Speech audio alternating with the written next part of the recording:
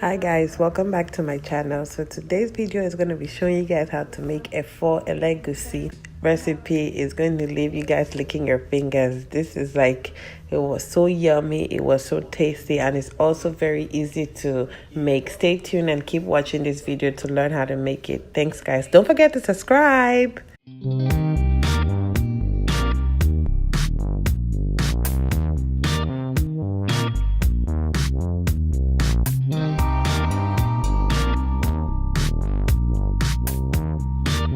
I used kale vegetable because I just like the texture. I also used chicken, beef, I used smoked fish, I used stock fish, and I also used crayfish, the dried crayfish.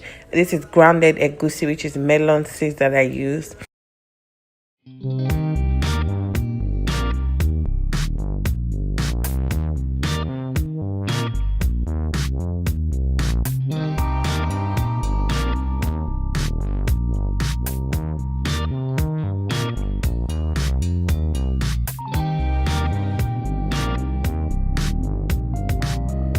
I used bell pepper, tomatoes, scotch bonnet, which is rodo or habanero pepper, and 1 onion. And then I blended them, not too smooth, a little bit rough, a little bit smooth with the blender. You can add a little bit of water if your blender is not strong to help it to keep going. So, okay guys, for my vegetable, the kale, so I didn't go the conventional way of chopping the vegetables just because they were a lot. So if you have a good blender or a food processor, what you do is you roughly pull your kale apart and then put them in the blender, and the blender is going to do the work for you. So you watch what I do. I just put them in my blender and then I pulsed it on the lowest speed because you don't want it to grind it into like a smoothie paste. You just want to roughly chop it. So put it in your blender and pulse it gradually, like so, like I'm doing here, and then it's going to chop it very tiny. This is how it looked like, finely and neatly chopped. This helps a lot guys.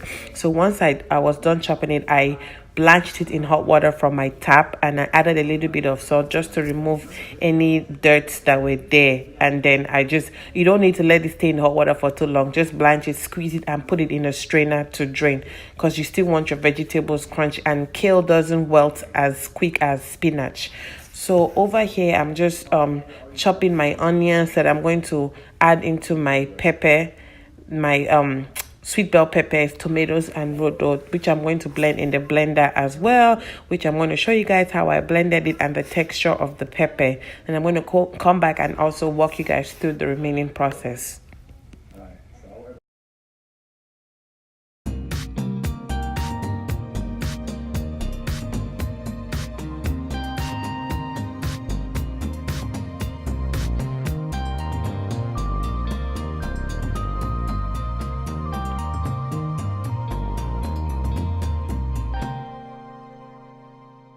So over here guys, I have my already blended egusi. This egusi was brought to me from Nigeria. So I poured the quantity I needed in a bowl. Then now what I do, instead of adding egg, most people add egg or whatever binder they use. I'm just adding a little bit of water.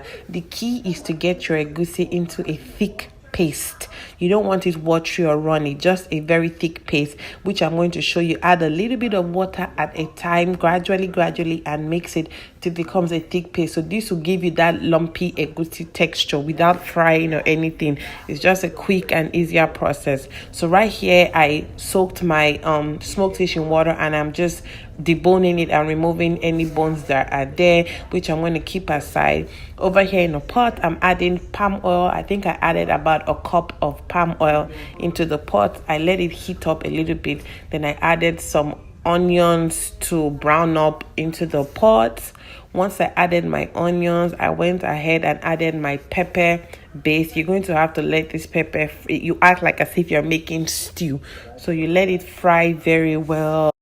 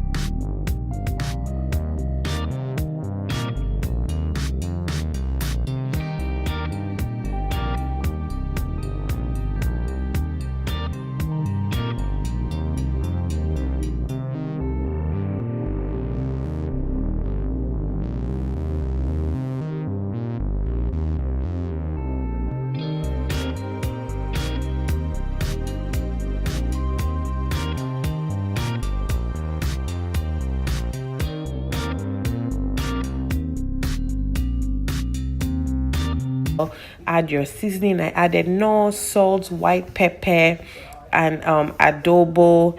You mix it up a little bit, then go ahead and add your meat, whatever meat you are using. I had chicken, beef, smoked fish, stockfish, which you have to soak a little bit. You don't have to soak it because it's still going to cook in the stew anyway. So I added stockfish, crayfish, and dried shrimp into it. You let your pepper fry very well, like I said, you were making stew.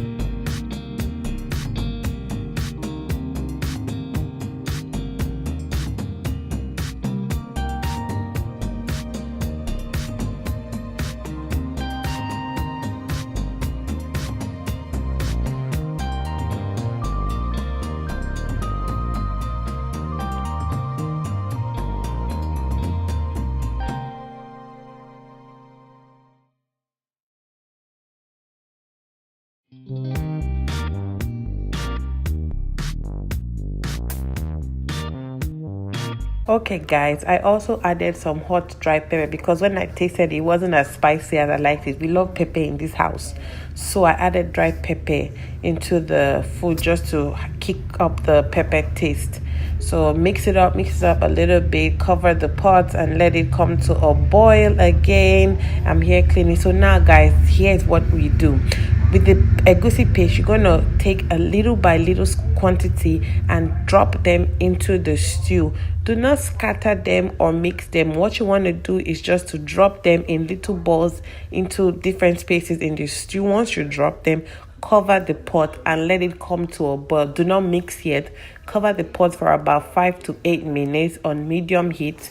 Once it comes into a boil, gently use a wooden spoon and mix it around. You don't want, the key is not to break up the balls too much. That is if you want the lumpy egusi without frying. So you gently move them around gradually. Do not break up the balls of egusi. So I'm going to show you what they look like, how the egusi balls were still very intact. They were not broken about. You get your lumpy egusi. You see how it is, guys? Can you see it's still in ball shape? So I'm going to cover the pot again and let it cook again. For egusi to be sweet, you have to be patient. You have to cook it very well. Don't be in a rush to just, once it comes, turn up the gift. You have to let those flavors marry and marinate together. I covered my pot again. I let the egusi fry. And guys, remember, egusi is like a thickener. So your stew, if it's looking too thick, it's okay to add a little bit of water like I did. I'm going to add a little bit, about like half a cup or 1/3 a cup of water, just because it was getting too thick. Then over here, I'm adding my kale vegetable. So guys, once you add your vegetable, turn off the heat, because the residual heat from this pot of stew is going to cook the vegetable. You don't need to have your heat on again. As I added my vegetable, I turned off the heat and let the heat from the pot cook it, because you want your vegetables green, so all those proteins and vitamins are still intact. You don't want to overcook your vegetable. And again, guys, remember, kale doesn't wilt as spinach. That's why I use kale. It's the closest thing I could get to ugu vegetable, since we don't have ugu here, and I don't really like bitter leaf. So I added my kale and mixed it around a little bit, turned off the heat, and just let it simmer for a little bit. And guys, here you have it, your yummy, tasty efo elegusi. Guys, you're going to thank me after this video. It was finger licking good. Your family will love you and keep coming back for more. Let me know how you guys went, how your own went in the comments. If it was easy, if it was hard, if you need any more explanations, I'll make sure to put a list of the ingredients in the comment section and the quantity and measurements. Guys, you can have this with pounded yam, semo, eba, or even rice. So my family and I ended up having this with pound dough, and it was so good, guys. This is my first time adding chicken to egusi. Usually I just use the beef part, but I added chicken and it tasted yummy. Here's a picture of how it was. It was so tasty, it was so good. Thank you guys so much for watching my video. Please don't forget to like, comment, share. Please give me a thumbs up, guys. I need the subscribers. Thank you guys. See you next time. Bye.